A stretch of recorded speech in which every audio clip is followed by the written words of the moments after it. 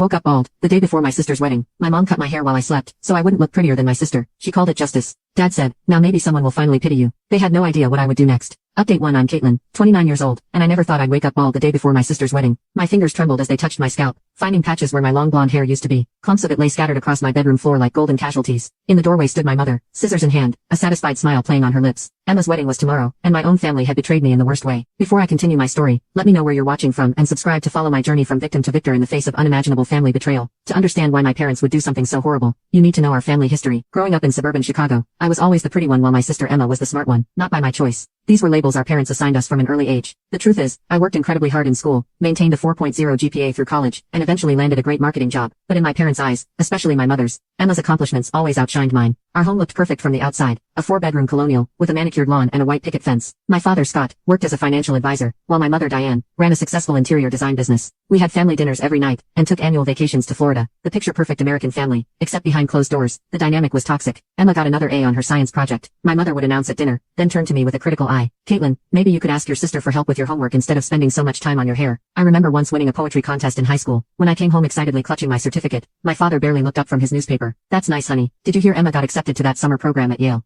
The pattern continued throughout our lives. When I graduated college with honors, my mother commented on how lucky I was that my pretty face had gotten me through. When I landed my first professional job, my father suggested my boss probably hired me for the office view. These painful barbs became so normal that I learned to swallow my accomplishments, rather than share them with my family. Emma wasn't innocent in this dynamic either. Growing up, she'd throw tantrums if I received any attention. When we were teenagers, she once destroyed my prom dress the night before the dance, because she overheard someone say I would probably be voted prom queen. She apologized tearfully afterward, and I forgave her because that's what sisters do. But the pattern continued into adulthood. When I was promoted at work last year, Emma didn't speak to me for 2 weeks. When I bought my first car, a modest used Honda that I saved for, she complained to our parents that I was showing off. It was exhausting trying to dim my light just to keep peace in the family. Things got dramatically worse when Emma met Jackson, her now husband. He came from old money, worked at a prestigious law firm, and checked all the boxes my parents had for a suitable match. From the moment they started dating, Emma became even more competitive with me. If I wore a dress to Sunday dinner,